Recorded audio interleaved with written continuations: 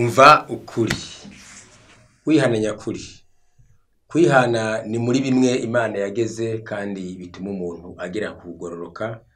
Iyo dusomye mu gitabo ca Matayo 18 umurongo wa 15 haranditswe ngo mugenzi wawe niyakugirira nabi ugende umushikire wiherereye, niyakumvira uzoba umwigaruriye, ariko natakumvira ujane umwe canke babiri, ngo ijambo ryose rize riringanizwe bivuye mu kanwa k'ibyabona bibiri canke bitatu. Natabumvira ugira ishengero, niyanka kumvira ishengero naryo kuri we azobabaye umunyamahanga n'umutoza kori.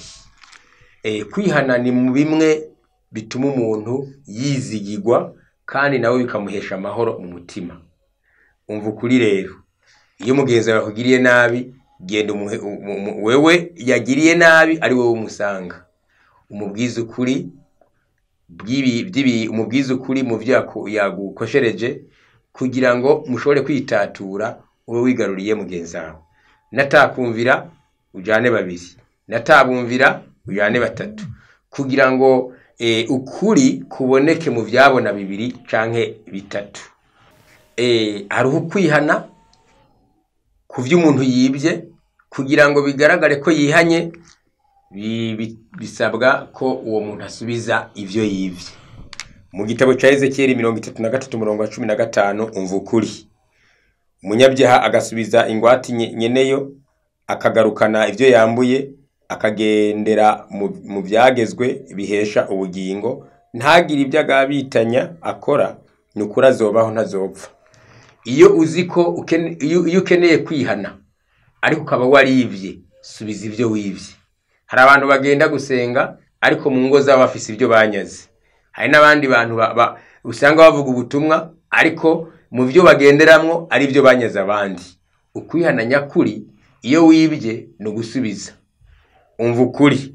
Mu gitabo ca Luka igice ca 19 umurongo w'8, Zakaya amaze kubonana na Yesu yasabiye kusubiza ivyo yibye abigwiza inshuro 4.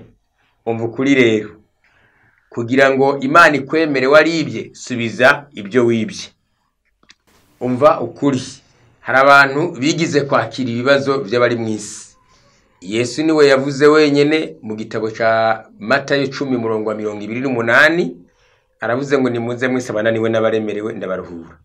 Yesu niwe wajejwe kwakira ibibazo by'abari mu isi, niwe wajejwe kwakira imitwaro ituremereye. Iyo ufise uwo wacumuye ko no musange nkuko ibyanditse byamaze kugaragara. Naho iyo wacumuye ku Mana, Matayo 6 umurongo wa 6, genda mu cumba cawe ahiherereye usange Yesu umusabe imbabazi. Naho iyo wakoshereje ishengero, je imbere y'ishengero urisaba imbabazi. Naho byo kugenda ku muntu ukamwaturira ibyaha wakoze ngo aguharire, ntabwo ibyanditswe byera bibyemera.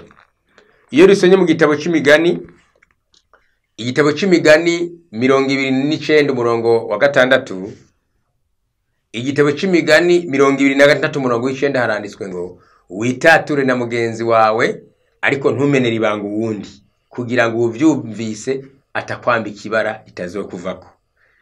Abantu benshi bakunda kwakira ibyaha by'abantu, baragenda bakababwira ibyaha byabo, mu nyuma ejo bazogaruka babivugishwe ko ube wambaye ibara.